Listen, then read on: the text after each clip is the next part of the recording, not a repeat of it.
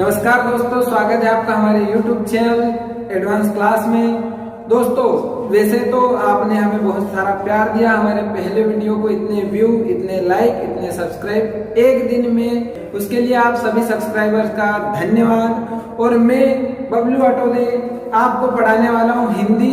आप मैथ्स का वीडियो तो देख चुके हैं और हमारे साथ बने रहें, बेल आइकन जरूर दबाना ताकि और अधिक से अधिक आपको लिंक मिलती रहे, नए वीडियो की अपडेट मिलती रहे। तो आज आप मेरे साथ पढ़ेंगे हिंदी।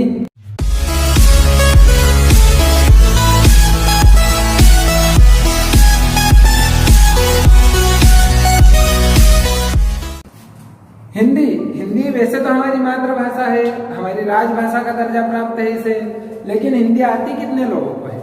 शुद्ध हिंदी बोलता कौन है? शुद्ध हिंदी नहीं, हिंदी में तो रोज बोलते हैं हम, लेकिन हिंदी की वर्णमाला कितने लोगों को आती है? मुझे कमेंट करके बताएं, वर्णमाला में कितने वर्ण होते हैं? सबको याद है 52। उस 52 में स्वर कितने होते हैं?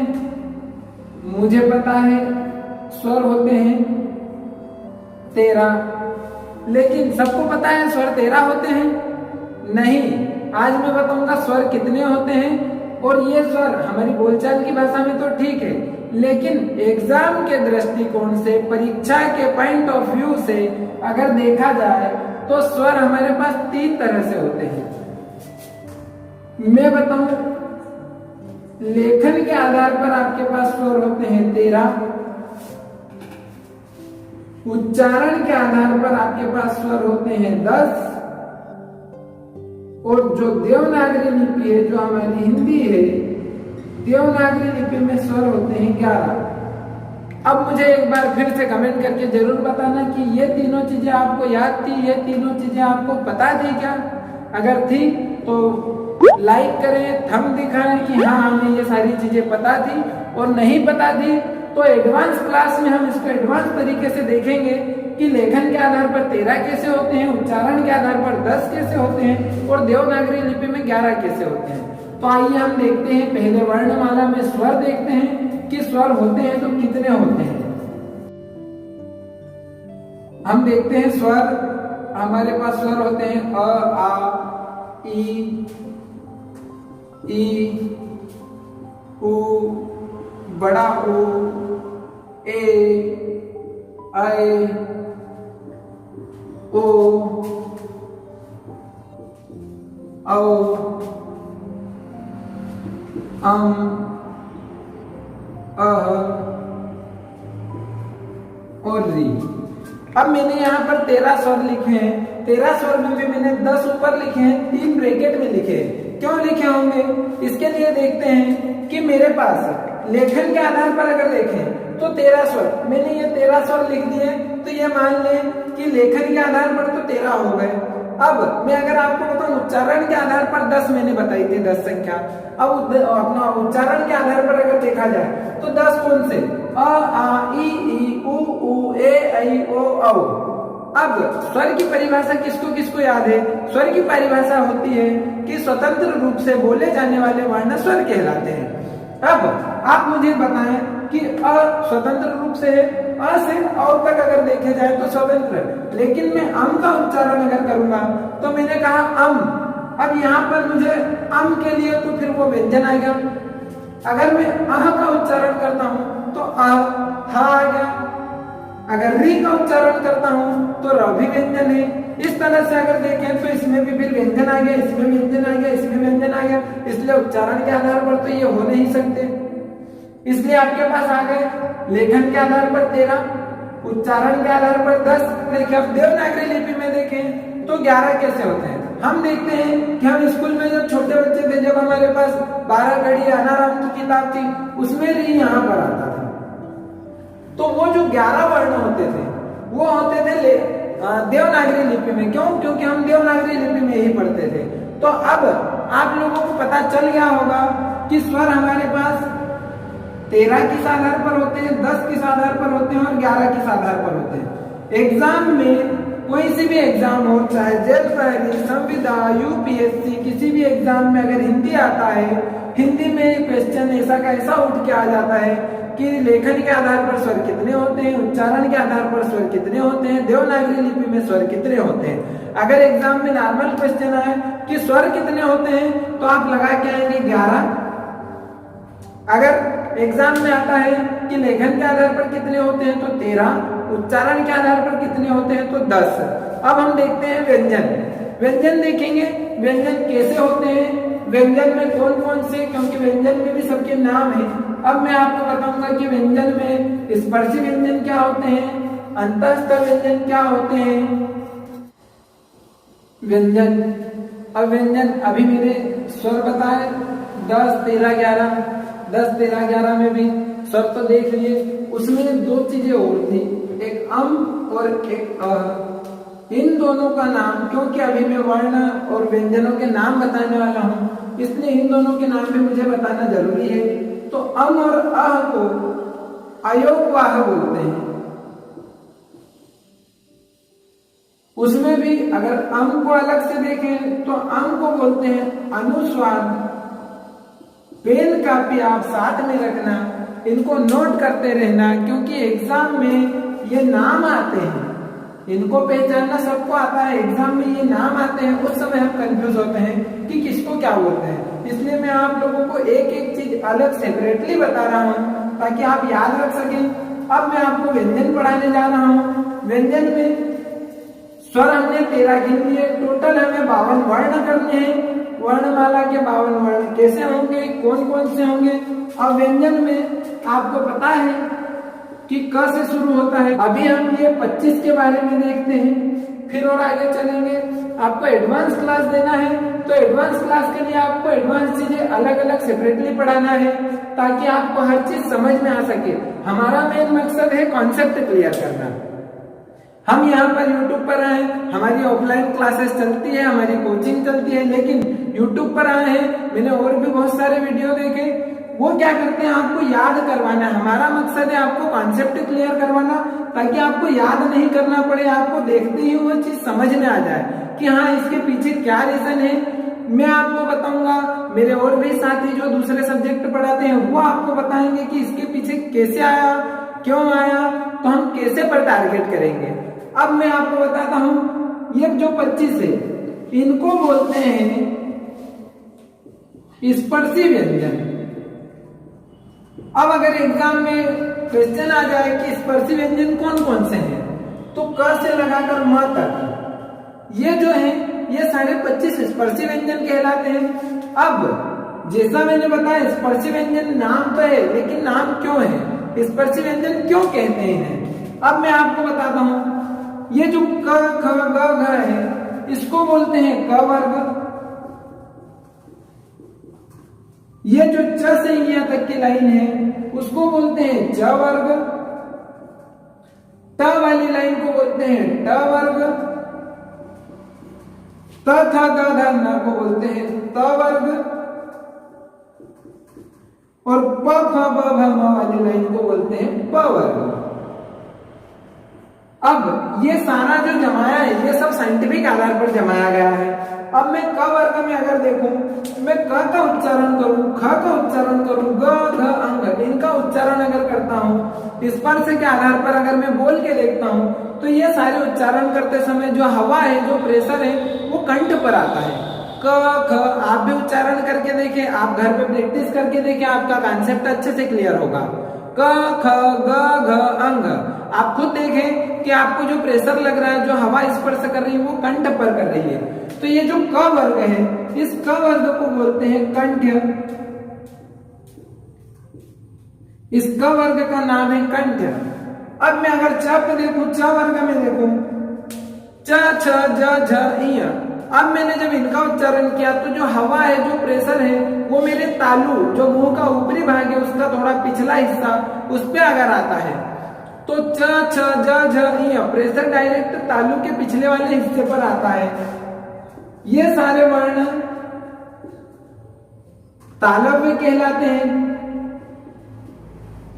अब मैं और आगे चलूं, ट ठ ड ड ड, ट ठ ड ढ, ये होते हैं तालु के आगे वाला भाग, जो दांतों से थोड़ा सा पीछे है। इनको बोलते हैं मूर्धन्य। ये जो तालु का आगे वाला हिस्सा है वो मूर्धन्य कहलाता है।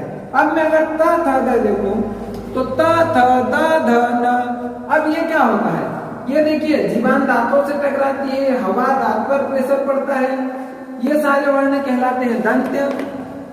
प फ ब भ म, इनका उच्चारण अगर आप करके देखेंगे तो होठ आपस में टकराते हैं, हवा प्रेशर पड़ता है, होठों पर आता है, तो इनको बोलते हैं ओष्ठ। इस तरह जो एग्जाम में आता है कंठ, तालव्य, मूर्धन्य, एग्जाम में सीधे सीधे क्वेश्चन बनता है कि निम्न में से तालव्य वर्ण कौन सा है।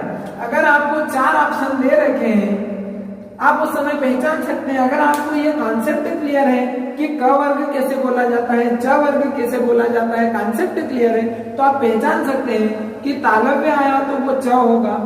अगर आता है कि दंत वर्ण कौन सा है तो आप पहचान सकते हैं त थ द ध न, दंत वर्ण कहलाते हैं। इसी तरह ये जो 25 वर्ण है ये तो आपको पता चल गए, कंठ, तालव्य, मूर्धन्य, दंत और ओष्ठ। अब इसको भी अगर याद करने का तरीका, ये हमें सीरियल से याद करना है, तो इसके लिए आपको एक जो बेस्ट फार्मूला है वो है क च ट त और प।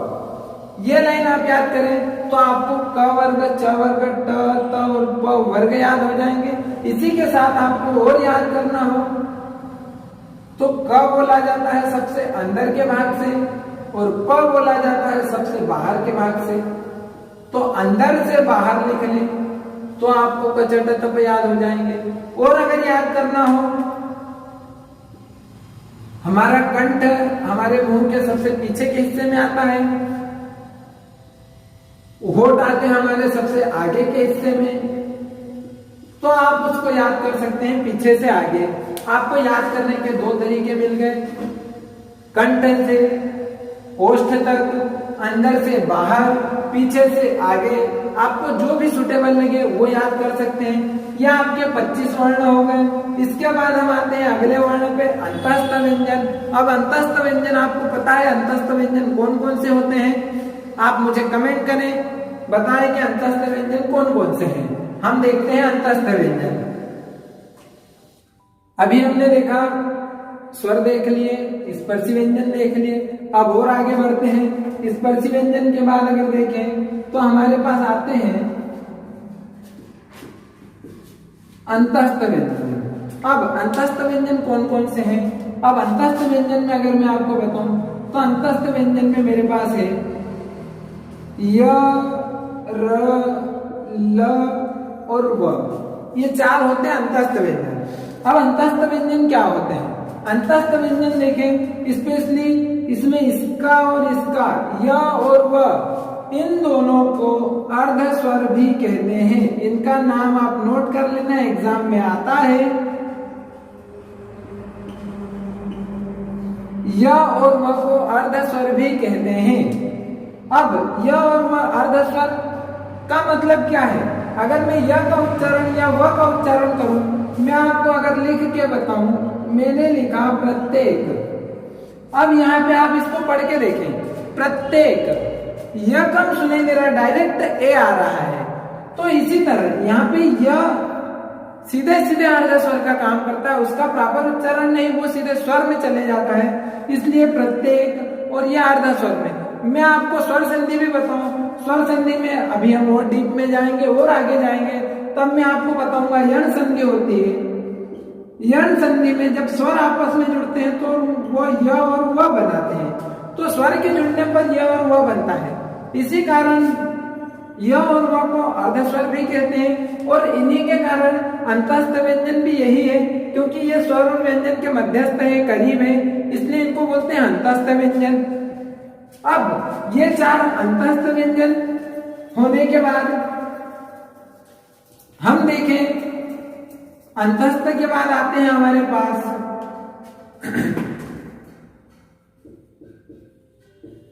उष्मीय व्यंजन या संघर्षी व्यंजन, या इनको बोल दो उष्म संघर्षी। एग्जाम में कोई भी नाम आ जाए, उसमें आ जाए, संघर्षी आ जाए या उसमें संघर्षी आ जाए, तीनों नाम एक ही है। इनमें होते हैं स, श और ह। ये जो चार वर्ण हैं, इनको जब बोलते हैं, इनका जब उच्चारण करते हैं तो स, श और ह, इनको बोलने में थोड़ा सा हमें प्रेशर देना पड़ता है, जिसके कारण हवा टकरा के निकलती है, घर्षण होता है। घर्षण होता है मतलब उनको बोलते हैं संघर्षी। और जहाँ पे संघर्ष होता है, जहाँ पे घर्षण होता है, वहां पर ऊष्मा उत्पन्न होती है। ये हमने फिजिक्स में पढ़ा है। तो संघर्षी, उष्मी या उष्म संघर्षी कुछ भी आए तो स और ह, ये चार वर्ण होते हैं, चार व्यंजन होते हैं उष्मीय व्यंजन। इसके बाद मैं अगला आपको बताऊं तो फिर आते हैं मेरे पास संयुक्त व्यंजन। अब संयुक्त व्यंजन क्या होते हैं? संयुक्त व्यंजन वे व्यंजन जो किसी न किसी दो व्यंजनों से मिलकर बने हैं। संयुक्त व्यंजन मेरे पास है अक्ष, त्र, ज्ञ और स्र। अब मैंने बता तो दिया कि ये संयुक्त व्यंजन है, लेकिन ये बने किन किन से हैं? इसको मैं अगर देखूं तो ये मिलकर बना है क प्लस स। त्र को अगर मैं देखूं तो ये मिलकर बना है त प्लस र। ज्ञ को देखूं तो ये मिलकर बना है ज प्लस इ। और स्र को अगर मैं देखूं तो ये मिलकर बना है स प्लस र। अब एक चीज हमेशा ध्यान रखना है, एग्जाम में भी ध्यान रखना, आपको ये तो पता है ये क और स से मिलकर बना है, लेकिन हलंत किस में लगाना है? एग्जाम में जब भी आता है तो स पर भी हलंत लगा हुआ दिख जाता है। अब हमने अगर क और स देख लिया तो हम डायरेक्ट लगा देंगे, लेकिन हमें ये देखना है कि क और स से मिलकर बना है। तो अक्ष मिलकर बना है क और स, त्र मिलकर बना है त और र, ज्ञ बना है ज और य से, और स्र बना है स और र से। अब मेरे पास संयुक्त भी हो गए। अब मैं अगर आपको संख्या गिनकर बताऊं तो हमारे पास वर्णमाला में होते हैं 52 वर्ण, 13 और 25, 38, 4 अंतस्थ व्यंजन हो गए, 42, 4 हमारे पास उष्मीय व्यंजन हो गए मेरे पास 46। उसके बाद 4 और हो गए, मेरे पास हो गए टोटल 50 व्यंजन। अब हम पढ़ रहे हैं कि वर्णमाला में 52 वर्ण होते हैं, लेकिन यहां तो मेरे पास सिर्फ 50 ही हुए हैं। बाकी तो कौन से हो सकते हैं?